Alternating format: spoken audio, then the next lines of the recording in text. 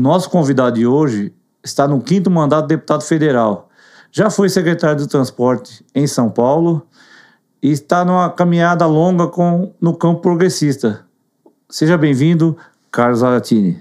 Obrigado pelo convite aqui do Repórter Regional. É um prazer para a gente estar aqui com vocês e com o público aqui assistindo a gente.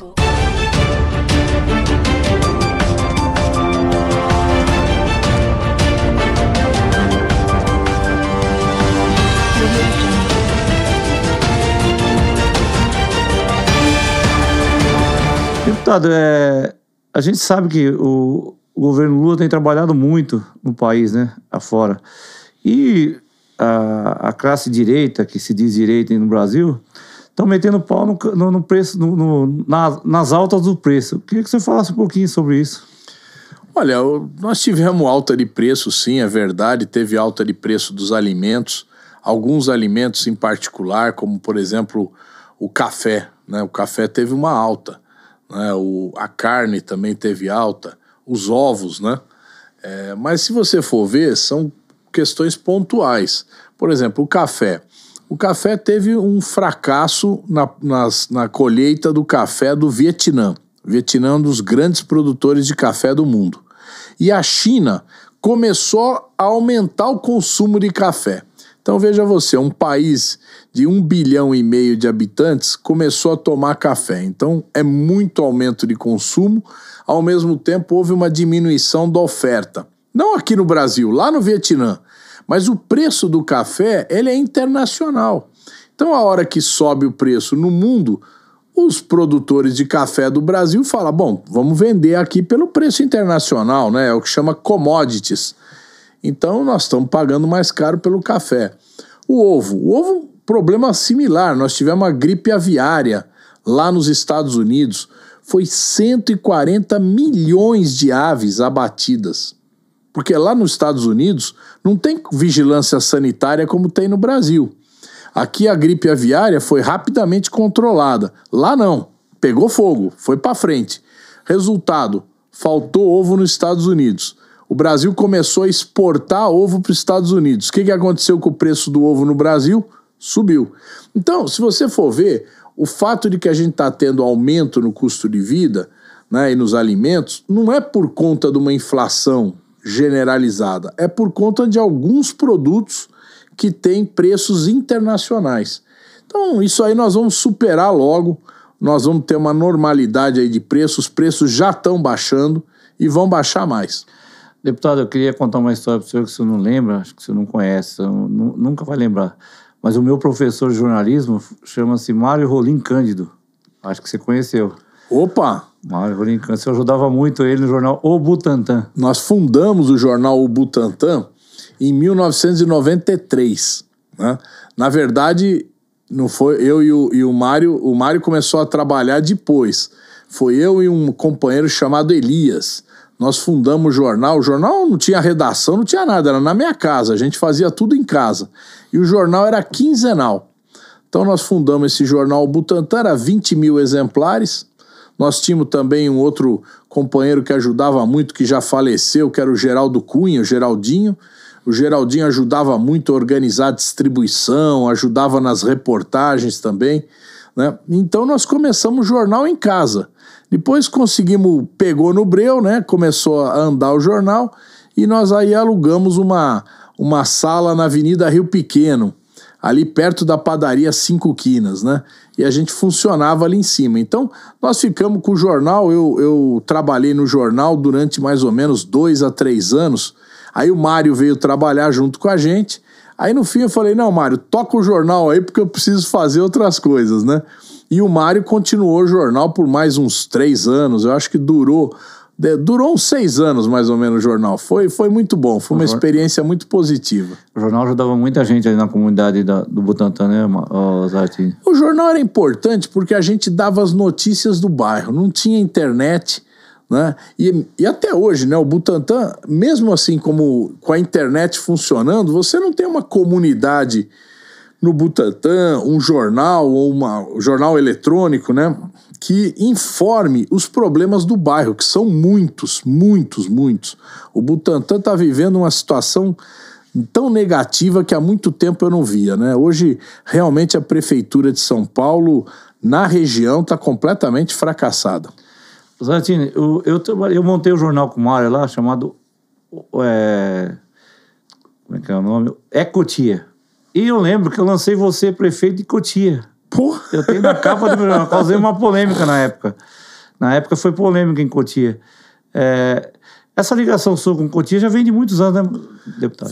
Vem. Aqui a gente teve Bom, primeiro a gente já vinha em Cotia muito antes de entrar na política, né? Mas depois eu tive o prazer de conhecer o professor Santos Siqueira, né?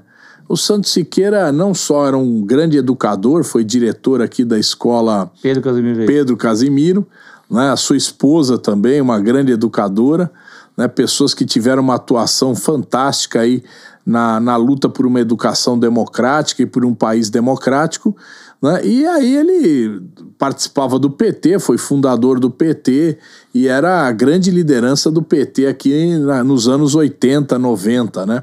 Então eu fiz um trabalho muito grande com o professor, né?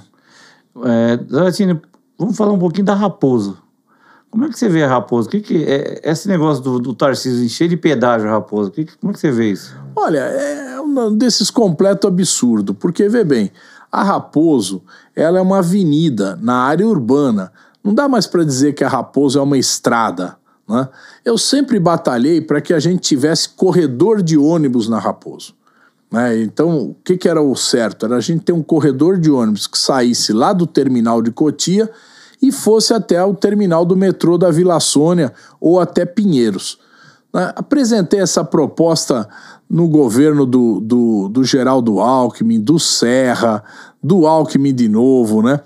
Sempre apresentei essa proposta para o DR e para a Secretaria de Transporte do Estado, porque a Raposo é uma rodovia estadual e já é uma avenida hoje, e sempre foi recusada. Agora, veja você, o governador vem com uma ideia esdrúxula de fazer 2 novas pistas, né? Quer dizer, vai ter 2 pistas marginais. Essas pistas marginais vão ter o trânsito chamado local, não vai ter pedágio na marginal e vai ter a via expressa, onde vai ter o pedágio free flow. Depois eu vou falar do free flow. Mas aí nas marginais, o que vai acontecer? Todo mundo que não quiser pagar o pedágio vai para a marginal, porque é de graça. O ônibus vai estar na marginal. Resultado, quem não tem dinheiro vai demorar muito mais tempo para chegar, certo? E o transporte coletivo vai ser enormemente prejudicado. Então, além de ter o problema de cobrar o pedágio, ainda tem o problema que não está sendo priorizado o transporte público, o transporte coletivo. E isso é um erro muito grande, porque, vê bem, tem gente que fala, não, vai ter metrô, vai ter uma linha de metrô até Cotia. Quando? Em que ano? Em que século, vamos dizer assim? Então, era muito mais simples fazer um corredor de ônibus, certo? Que permitisse que você fosse de Cotia até Pinheiros em coisa de 25, 30 minutos, do que você ter hoje essa duplicação da Raposo Tavares e pedágio. E o free flow é uma artimanha diabólica. Porque veja só, no free flow você passa, você nem vê que você está sendo cobrado, porque é um pórtico, fotografa a sua placa. Se você tiver o sem parar, a conta vem no sem parar, vem um boleto lá uma vez por mês, você recebe e paga. Se você não tiver o sem parar, aí é feita a fotografia e é colocado num aplicativo onde você recebe a cobrança pelo aplicativo. Se você esquecer de pagar, o que acontece? 7 pontos na carteira e multa. Quer dizer, além de você pagar o pedágio, você ainda vai ter que pagar a multa e ter os pontos na carteira. Então é uma coisa absolutamente diabólica. Onde já foi instalado o Free Flow, o povo está reclamando demais. Ali na Tamoios, a quantidade de gente com ponto na carteira e multa porque não se lembrou de que uma vez na vida passou naquela estrada, e isso vai acontecer demais. Então, além de pagar o pedágio, ainda a pessoa corre o risco de tomar uma multa. Não teria que ter uma lei para avisar as pessoas que tem esse show, deputado? Olha, porque eu fiquei sabendo que a pessoa recebe, nem chega a saber que tomou essa multa. Não chega a saber, porque isso vai para um aplicativo. Você tem que olhar o aplicativo, você esquece de olhar. Tem que olhar no Detran. Então, é uma coisa muito ruim. Eu acho que não precisaria de lei, bastaria que tivessem feito um outro método, né, de informar as pessoas de que elas têm que pagar aquele pedágio. Mas, vê bem, então tem 2 erros. Primeiro erro, encher de pedágio a Raposo. Segundo erro, o erro do free flow. Terceiro erro, não ter corredor de ônibus. Deputado, sempre foi uma pauta do Partido dos Trabalhadores o 6x1. Como é que está isso na Câmara? Olha, nós sempre batalhamos pela redução da jornada de trabalho, né? Agora, como houve esse movimento no Rio de Janeiro, né, o VAT, Vida Além do Trabalho, esse termo, né, fim da escala 6x1, acabou ganhando uma notoriedade muito grande. O que a gente defendeu? A gente defendeu lá na Constituinte 88 reduzir a jornada de 48 para 40 horas. Nós conseguimos reduzir para 44 horas. Agora veja você, a Constituição já foi feita quase 40 anos atrás, 37 anos atrás. Então tá na hora da gente dar um novo passo. A produtividade aumentou muito no mundo e no Brasil também, né? Os sistemas informatizados ganharam corpo, né? Então não há motivo para você manter uma jornada de 44 horas. Nós precisamos reduzir para 40 pelo menos, o certo seria 36, e a gente garantir que todos os trabalhadores tenham direito a gozar do seu descanso num sábado ou num domingo. Deputados, o DPVAT, vamos falar um pouco do DPVAT. O DPVAT é uma lei sua? O DPVAT foi uma proposta. Primeiro, o DPVAT foi criado há muito tempo atrás, né? Nem me lembro mais. E o DPVAT foi extinto pelo Bolsonaro. Ele revogou a lei do DPVAT, parou de cobrar o DPVAT e, com isso, deixou milhões de pessoas sem atendimento, sem nenhum seguro. O governo federal, o presidente Lula, enviou um novo projeto de DPVAT, eu fui relator desse projeto, o projeto foi aprovado. Só que para você cobrar o DPVAT, você precisa que os governadores façam a cobrança através do Detran. E o que aconteceu? Dos 27 estados, 17 estados, os maiores, principalmente aqueles governados por bolsonaristas, se recusaram a fazer o desconto. E isso impediu que fosse feita, então, a cobrança do DPVAT. E nós estamos ainda sem seguro, sem o seguro gratuito não, o seguro público, né, que atenderia milhões de pessoas que sofrem acidentes. A gente sabe que no Brasil, deputado, todo lugar do mundo tem regras. Na sua casa tem regras, na minha casa eu tenho regras. Quando vai começar as regras da internet, das redes sociais? Isso é uma coisa que está sendo discutido muito, né? Ou vai deixar para o STF? Olha, vê bem, o Congresso, nós tentamos votar em 2023 um projeto de lei que regulamentasse as redes sociais e a internet. A internet já tem um marco legal da internet, mas as redes sociais não têm. Então, qual é o objetivo disso? É responsabilizar as plataformas pela divulgação de fake news, pela divulgação de informações sobre violência, sobre estímulos à violência, né? Que elas tenham responsabilidade. Outro dia faleceu uma menina de 8 anos lá em Brasília por conta que ela entrou no desafio do aerosol. É um desafio em que a criança é estimulada a cheirar um aerosol. E essa menina foi lá fazer o desafio e acabou morrendo, acabou falecendo. Isso é um caso de muitos, né? Onde criminosos utilizam as redes sociais para abusar de crianças, de jovens, de pessoas às vezes que estão fragilizadas. Então, o que a gente quer? Que haja responsabilização.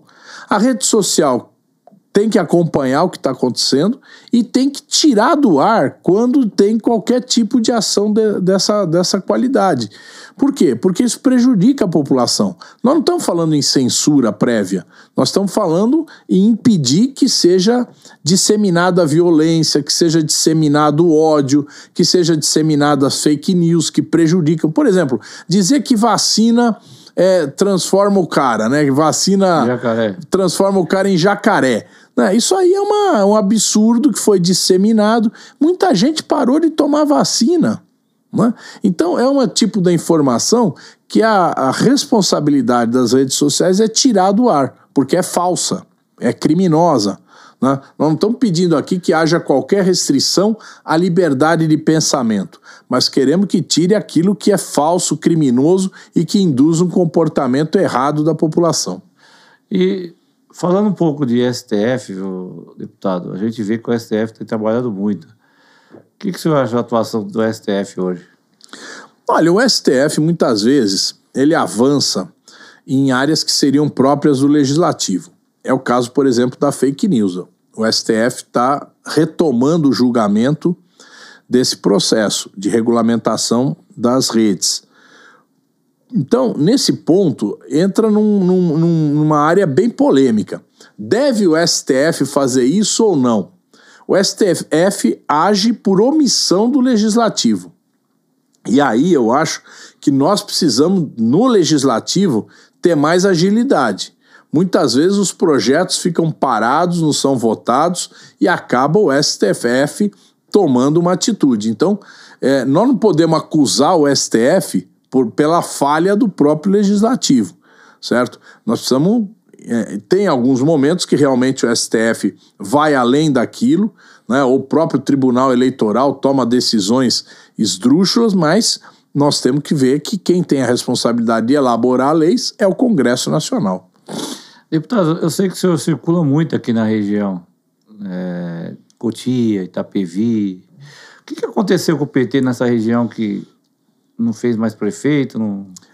Olha, era um cinturão vermelho e hoje está meio azul. Pois o problema todo que nós temos é o seguinte, o PT foi um partido muito atacado. Né? Nós tivemos, se você pegar, agora até a Folha de São Paulo publicou 20 anos do Mensalão. Então, se você pegar do Mensalão até agora, são 20 anos de porrada no PT. Verdade. Né? Teve o Mensalão, depois teve a eleição da Dilma, os ataques contra a Dilma, campanha contra a Dilma, a reeleição da Dilma, e essa campanha aumentou muito, porque ali todo mundo sabia que depois da Dilma voltaria o Lula. Então eles precisavam derrubar a Dilma. Teve a Operação Lava Jato, teve a prisão do Lula. Então tudo isso foi enfraquecendo o PT. Agora, o PT, se você olhar, é um partido que resistiu e continua vivo e voltou a ganhar a presidência da República. O PSDB sofreu muito menos ataque, certo? Muito menos. Já tá no fim. Acabou. Praticamente acabou. Vai entregar os pontos agora, vão deixar de existir. Então, se você compara o que o PT fez nesses 40 anos de vida do PT, né? Mais 44 anos de vida do PT. Esses 44 anos de vida do PT, a gente fez muito. 45, tô errando aqui. 45 anos de vida do PT, nós fizemos muito. E sobrevivemos a muito ataque. Então, logicamente, isso enfraqueceu o partido, nós perdemos prefeituras, perdemos vereador, mas o partido continua firme e toda eleição você vê, cidade que tem menos voto, o PT tem 30%, o Lula tem 30%. O Lula ganhou em Cotia, ganhou em Itapevi. Exato. Ganhou aqui na região. Agora, falta uma estrutura do partido para eleger prefeitos e vereadores. Isso está faltando mesmo. Vamos falar de uma coisa que está acontecendo em São Paulo, deputado. Até falei com a vereadora que esteve aqui no nosso podcast, a Renata Falzoni, sobre a Cracolândia. Como é que o senhor vê esse negócio da Cracolândia acabar de um dia para a noite? Mentira, né? Uma coisa meio estranha. Mentira. O que eles fizeram ali? Eles dispersaram o pessoal com bomba de gás lacrimogêneo. Né? Batendo nos caras, o pessoal apanhando, eles bateram, fizeram uma lavagem lá na Cracolândia. Agora, se você andar por toda a região ali da Barra Funda, Campos Elíseos, Consolação, tem vários pontos de concentração de consumidores de crack. Então, na verdade, o que eles fizeram? Eles dispersaram a Cracolândia. Agora, é evidente que isso mais cedo ou mais tarde volta a se reagrupar. Eles não resolveram o problema das pessoas drogadas. Eles precisariam era tratar essas pessoas, e eles se recusam a fazer esse tratamento. Eles acham que tem que limpar. Agora o Ricardo Nunes anunciou que vai reduzir o atendimento das pessoas na região da Cracolândia. Então vai tirar médico de lá, vai tirar serviço social de lá, vai tirar alimentação de lá, porque tem pessoal que come no poupa-tempo, vai tirar tudo de lá para exatamente o quê? As pessoas terem que ir para a periferia para poder ser atendidas por um médico, ser atendidas por um serviço social ou se alimentar. Então é um verdadeiro absurdo o que o Ricardo Nunes está fazendo. Quem quiser saber o que aconteceu na Cracolândia, assiste lá o Caco Barcelos, Profissão Repórter, dessa semana passada. Foi fantástico o que ele fez. Um programa que mostra claramente o que aconteceu para sumir os consumidores de crack ali da região central. Eu, como moro aqui na região, aqui em Cotia, e circulo na região inteira, eu vejo que o governo Tarcísio não tem nada para mostrar assim de absurdo, né? Tem uma obra que ele vai fazer com o Lula, né? Olha, o Tarcísio, ele resolveu concentrar o governo dele em grandes obras. Então, ele quer fazer essa Raposo. Só que ele vai começar essa obra já em 2027. Então, veja você. Ele quer fazer o trem para Campinas. A obra vai começar em 2027 também, depois que acabar o governo dele. Né? Ele quer fazer o Rodoanel, está andando a passos de tartaruga. Quer fazer a obra do metrô. Então, é um governo que quer fazer grandes obras, mas não vai ter tempo de fazer essas obras. E aí ele concentra o dinheiro nisso e deixa de atender os municípios. Pergunta para qualquer prefeito do estado de São Paulo se o Tarcísio está repassando o dinheiro.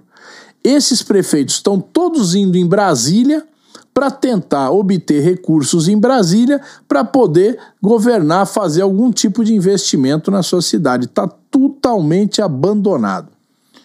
Deputado, eu queria que o senhor falasse também agora de algumas verbas que o senhor mandou para Cotia, para Itapevi. Queria que o senhor falasse um pouco sobre isso. Rapaz, eu tô sem os números na cabeça, mas a gente mandou muito recurso aqui para Cotia, né? Recurso tanto para saúde, principalmente na época da pandemia, e como recurso para infraestrutura urbana. Nós tivemos uma parceria muito boa com o prefeito Rogério, né? E o Rogério, o dinheiro que vinha a ele utilizava muito bem, né? Em Itapevi, uma parceria muito boa com o Igor, né? E agora com o Teco. Hoje mesmo de manhã eu estive lá com o Teco discutindo novos investimentos. O Teco está muito preocupado porque o governo do estado não passa nada para ele, mas nós vamos passar, o governo federal vai passar.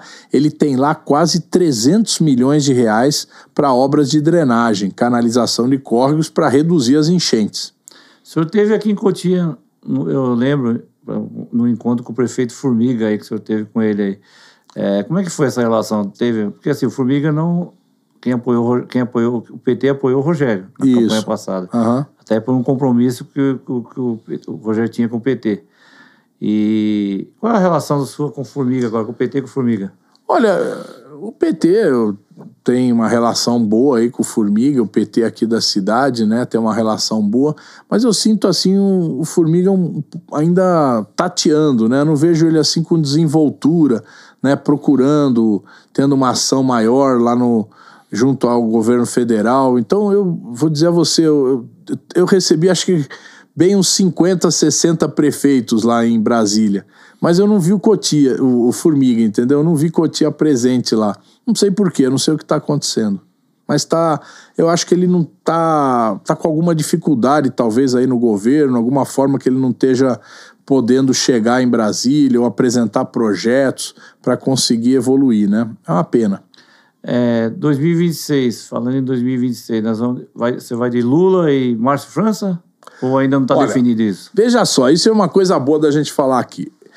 No campo presidencial, a esquerda está muito bem organizada, porque o candidato é o Lula, certo? Nós vamos formar um time provavelmente vão fazer uma federação que vai do PSOL até o PSB, né? PSB, PDT, PSOL, PCdoB, PT, PV, né? Rede. Vamos formar uma grande federação. Esse é o trabalho que a gente está tendo agora. Lógico que isso não está batido o martelo ainda. Às vezes alguém do PSOL pode me ouvir e falar, não, mas o PSOL não está... Não, nós estamos ainda numa fase de conversa, né? E o outro lado está desorganizado, porque o Bolsonaro vai ser preso, né? Ele vai insistir que é candidato.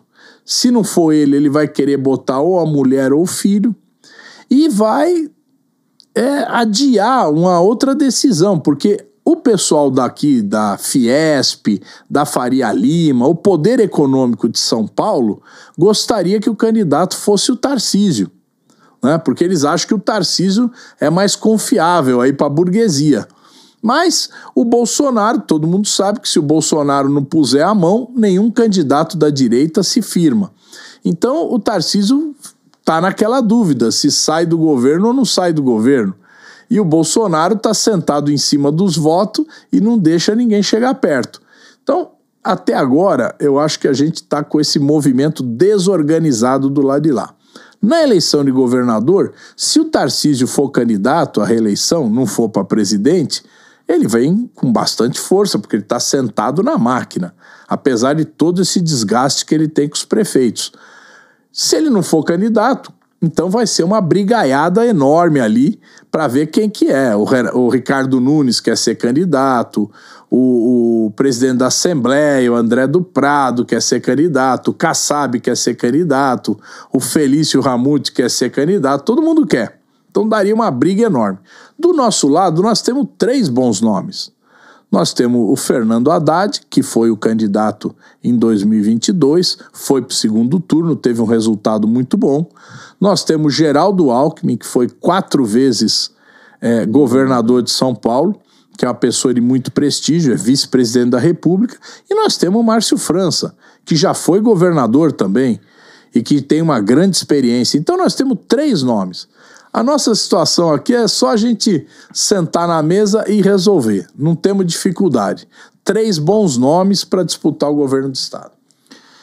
Segurança pública, deputado. Segurança de São Paulo está cada vez pior. A gente vê matar por um celular. Hoje eu vi um caso aí que os 2 primos saíram andando junto. Aí um foi levar o outro, só que um voltou e o outro não. Por quê? Porque o cara pediu o celular... O bandido pediu o celular, o rapaz deixou cair, o cara foi e pá, matou. É uma coisa maluca, né? Então eu queria que o senhor falasse um pouco como é que as leis para a segurança pública. Olha, o Derrite é o secretário de Segurança Pública, né? Ele era da Rota. Ele chegou a ser afastado da Rota por excesso de violência. Você imagina uma coisa dessa, né? A Rota é a polícia mais violenta.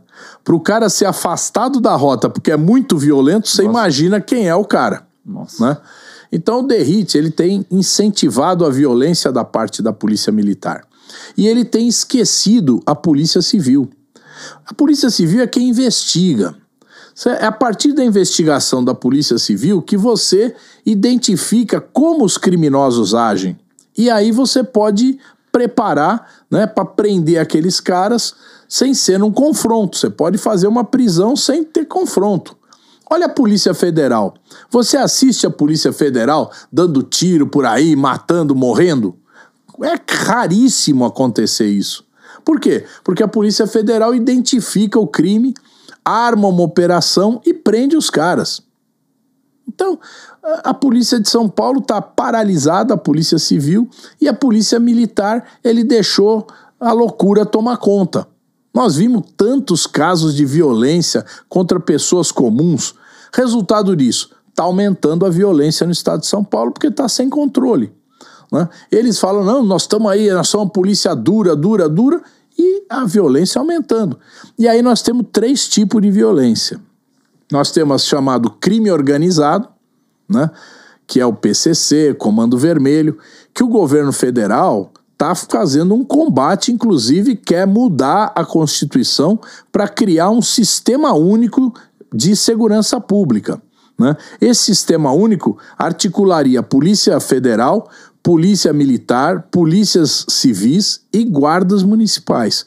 E esse sistema único passaria informações para que se combata esse chamado crime organizado.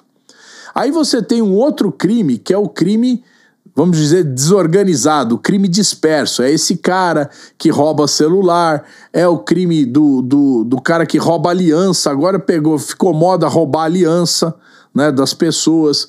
É o crime do estupro, da mulher que sofre violência no ponto de ônibus, violência no assalto. Então, esse é o crime comum, é o crime, vamos dizer assim, que está disseminado. E a polícia não faz absolutamente nada em relação a isso. E você tem um terceiro tipo de crime, que é o crime cibernético, que é o crime que você sofre pelo celular, que o cara te manda uma gravação ou te manda uma mensagem, te induz a ofertar para ele a senha e daqui a pouco você vê que o seu dinheiro sumiu, né? Então, esses 3 tipos de crime, eu não vejo a polícia de São Paulo fazer nada, sabe? Não estou vendo absolutamente nenhuma ação, a não ser arreganhar os dentes e dizer que é violenta, mas isso não resolve. Vamos falar um pouco do Moinho, a favela do Moinho. Como é que o senhor vê aquele negócio trágico, bater nas pessoas, arrancaram na base da pancada e as pessoas... Ali tem uma situação que é bom a gente explicar. Estão falando que vão melhorar o centro. Aquele terreno onde é a favela do Moinho é um terreno federal, né? Aquele terreno, o governo estadual falou, olha, nós queremos tirar a favela do Moinho para fazer um parque. Certo? Por quê? Porque eles querem valorizar a área central. Esse é um projeto que vem desde a época do Kassab, quando ele criou aquele chamado Nova Luz. Pois bem, eles querem valorizar por quê? Porque muitas imobiliárias já compraram aquelas casas velhas, aqueles predinhos.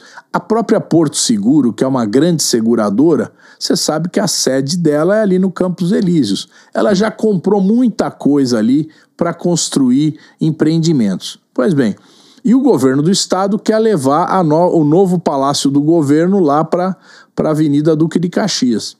Aliás, para a Avenida Rio Branco. Bom, aí eles precisam tirar a favela de lá para limpar a área, como diz o povo, né? Vamos limpar a área. Só que aí vai lá o governo do Tarcísio, a CDHU, faz um cadastro das pessoas e engana as pessoas.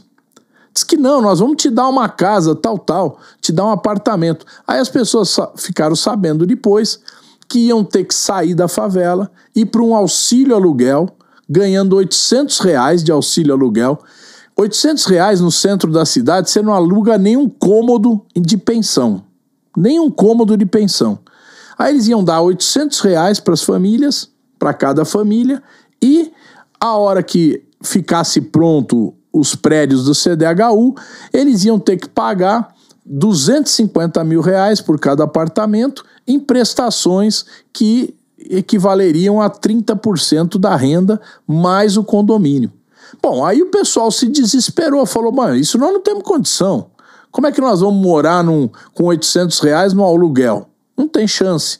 Depois, como é que nós vamos pagar essa prestação e mais esse condomínio? Então, aí começou a briga, porque o pessoal falou, nós não vamos sair daqui, né? Eles resistiram. E resistiram até o ponto que o governo federal, o presidente Lula, ficou sabendo da história e falou, olha, o terreno é nosso, nós temos que tomar uma atitude. Então, o governo federal decidiu que, em primeiro lugar, ia aumentar o auxílio aluguel para R$1.200 e, em segundo lugar, que esses R$250 mil, o governo federal ia bancar 180 mil, o governo do estado 70 mil e o morador que hoje mora na favela do Moinho não vai pagar nada por esse apartamento que vai ser comprado ou vai ser construído. Então, nós conseguimos melhorar a proposta, restabelecer a paz ali e garantir que as pessoas possam ter uma vida melhor, né, já numa outra moradia. Deputado, uma colega sua hoje fugiu do país. O que acontece com a colega minha é demais, hein? Colega de trabalho, vamos dizer assim. De trabalho. Ela é deputada. O que pode acontecer com ela na Câmara? Bom, ela evidentemente vai perder o mandato, né? Porque você pode pedir uma licença ali por 6 meses, depois essa licença se esgota e aí você não pode continuar, você vai acabar perdendo o mandato, né? Mas isso nós vamos ter o ano que vem, praticamente já é o final do mandato, né? Agora, a preocupação nossa é que ela espertamente fugiu do país, alegando que ia fazer um tratamento de saúde na Itália, né? E picou, depois de condenada. Eu acho que o STF cochilou, porque o STF deveria ter apreendido o passaporte dela na hora que ela foi condenada. Então o STF cochilou e ela conseguiu embarcar para a Itália, né, e está lá, fugida, onde ela pretende, né, fazer os seus podcasts, os seus programinhas pela internet, para exatamente ficar de lá fazendo oposição. Ela diz que tem cidadania italiana, e que por isso ninguém vai tirar ela da Itália, mas a vida não é bem assim, porque vocês lembram do Cesare Battisti, que era italiano e veio para o Brasil, né? E o Brasil deportou ele para a Itália. Então, a hora que a pessoa comete um crime aqui, mas está em outro país, se houver decisão do outro país de que essa pessoa seja, como é que fala, transferida para o Brasil de volta, ela vai ser, entendeu? Eu tô vendo muito bolsonarista comemorar aí barrar o Moraes, deputado. Eu gostaria de saber, senhor, como é que o senhor pensa disso? Um monte de deputados, um monte de bolsonaristas no Brasil comemorando aí a restrição ao Moraes, Alexandre de Moraes. Assim, o que o Eduardo Bolsonaro está fazendo é um crime contra o Brasil. Porque ele está lá nos Estados Unidos provocando o governo norte-americano a atuar contra o Brasil. Ele quer punições, primeiro ao Alexandre de Moraes, depois ao resto do STF, e depois ao governo brasileiro e, por fim, ao próprio Brasil. Porque vê bem a escalada. Ele vai querer caçar o Trump avisou que vai caçar o visto, né? Então, caçar o visto é uma bobagem, né? A pessoa não vai mais para os Estados Unidos. Segunda coisa, aplicar uma lei que chama Magistric, que é uma lei que pune com bloqueio de contas, né, as pessoas que eles consideram terroristas, criminosos, ditadores. Onde que aqui o Alexandre de Moraes é um criminoso, um terrorista ou um ditador? Você pode discordar dele, mas não pode dizer isso dele. Certo? Então eles querem que aplique essa lei sobre o Alexandre de Moraes e sobre os outros ministros do STF, o Procurador-Geral da República, o delegado da Polícia Federal. Então eles querem essa aplicação. O Brasil não vai aceitar isso. Nós vamos reagir. Aí, consequentemente, eles querem que haja punições ao Brasil, como é feito com a Venezuela, com a Rússia, né, com a China, onde as restrições são gigantes. Então, é evidente que eu acho que em um certo ponto o próprio Estados Unidos vai falar, olha, não vamos comprar essa briga não, porque nós temos muito negócio lá no Brasil, é melhor a gente não entrar nessa confusão. A saúde, deputado, a saúde aqui na região está meio precária. Como é que o senhor vê a saúde no Brasil hoje todo? Deu uma melhorada? Olha, para você ver, o governo federal tem investido muito. Logo que o Lula entrou, o orçamento da saúde aumentou 70 bilhões de reais. Muito dinheiro. E esse dinheiro foi para onde? Foi para a gente reequipar as unidades de saúde, principalmente hospitais, pronto-socorros e UPA, garantir o reequipamento. Foi para contratar 28 mil médicos do Mais Médicos. Nós temos médico no Brasil inteiro trabalhando pelo governo federal, certo? E agora nós vamos gastar esse dinheiro, uma parte desse dinheiro, para construir um novo programa que chama Mais Médico Especialistas, que é para a gente garantir que as pessoas que precisam de um médico especialista sejam atendidas mais rapidamente, para que os exames que o médico pede sejam feitos rapidamente e que as cirurgias que por acaso você tenha que fazer também não demorem como vem demorando. Então, o que o governo federal vai fazer agora? Vai utilizar os hospitais públicos e hospitais privados para atender essa fila de pessoas que estão esperando. Então nós vamos reduzir a fila, melhorar o atendimento em todo o Brasil. Agora, vou te dizer, quem administra a UBS, a UPA, o pronto-socorro e o hospital é a prefeitura. É a prefeitura. Então o governo manda dinheiro, manda recursos, mas a administração diária não é do governo federal, é da prefeitura. Às vezes alguns hospitais são do estado, mas em geral quem cuida disso é a prefeitura, não é o governo federal. Então a administração, quem tem que cuidar é o prefeito. Educação, deputado. A gente está vendo aí que o Tarcísio está montando um monte de escolas militares. O que o senhor acha disso? Olha, esse negócio de escola militar é uma outra falácia, entende? Outra mentira. É dizer para o povo que fala, olha, a hora que eu botar a escola militar, vai acabar a bagunça na escola, as crianças vão aprender mais. Isso aí é querer colocar uma disciplina militar num ambiente escolar. Isso não deu certo. Não deu certo em lugar nenhum. Eles falam, mas as escolas militares, os jovens têm nota melhor. Mas peraí, para você entrar numa escola militar em Brasília, você tem que fazer um vestibulinho. Tem que fazer um vestibular. Não é simples. Então passa os melhores alunos. Então é lógico que se eu ponho os melhores alunos numa escola e deixo os piores na outra, aquela escola que eu pus os melhores vai ter nota melhor do que aquela que estão os piores, né? A gente tem que deixar uma mescla para que exatamente a gente tenha condição de todas as escolas terem boas notas. Deputado, estamos chegando ao final do nosso podcast. Eu queria que o senhor deixasse as suas considerações, falasse um pouco aí do seu trabalho como deputado. Olha, eu estou muito feliz agora porque 2 leis que eu aprovei em 2 momentos diferentes vão ser melhoradas pelo presidente Lula. Veja só, eu criei em 2010 a tarifa social de energia elétrica. Essa tarifa garantia um desconto na conta de luz progressivo, né, para quem tem renda até meio salário mínimo per capita na família e esteja inscrita no CAD único do governo federal. Com isso, 14 milhões de famílias têm desconto. Agora o presidente Lula vai melhorar essa lei.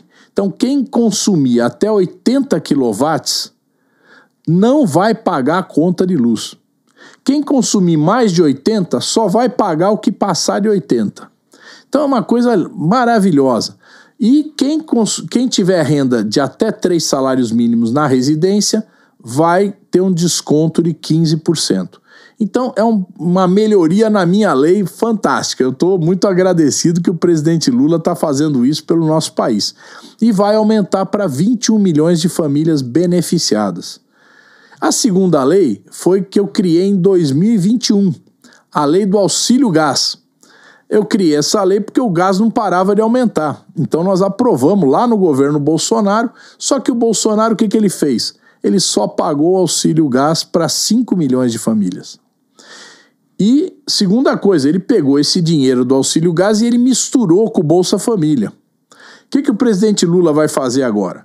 Vai ampliar para 18 milhões de famílias o atendimento e as pessoas vão receber um cartão e vão comprar o gás lá na revendedora de gás ou no caminhão do gás aí que passa na rua, mas a pessoa vai com o cartão comprar o gás. Então aquele dinheiro vai ser gasto efetivamente no gás.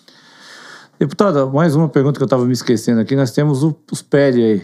Acho que é dia 14, não lembro. Não, a eleição do PT vai ser dia 6 de julho. É, dia 6 de julho. A região está pegando fogo aí. Como é que o senhor está com o PED? Não, nós estamos trabalhando a nível nacional, nós vamos apoiar o Edinho, né, que é candidato a presidente nacional. E aqui em São Paulo, nós estamos apoiando o deputado estadual Donato, que é candidato a presidente. Então nós estamos trabalhando o nome dele, é um deputado que tem grande experiência, ele foi presidente do Diretório de São Paulo em 2012, quando o Haddad ganhou, então ele sabe fazer uma campanha, tem capacidade, então a gente acha que é o melhor candidato para dirigir o PT no estado de São Paulo. E Cotia? Cotia, a gente apoia aqui, vamos ver que chapa tem, né? Mas eu acho que o nome melhor que tem aí é o nome do Rodrigo, né? O Rodrigo, aliás, o Renato. Eu confundo sempre o Renato. São gêmeos. São gêmeos, né? É o Renato que é nosso candidato a presidente e acho que vai levar essa aqui. O vereador Naldo mandou um abraço para o professor Naldo. Professor Naldo, grande abraço para ele também. Vereador de Carapicuíba. Então, eu queria que o senhor deixasse suas considerações finais, agradecer mais uma vez a sua presença, que a gente marcou, o senhor falou que vinha e veio. É isso aí, eu que agradeço, viu, essa oportunidade, e sempre que precisar, nos chame que a gente tá aí. Obrigado, deputado. Carlos Zaratini.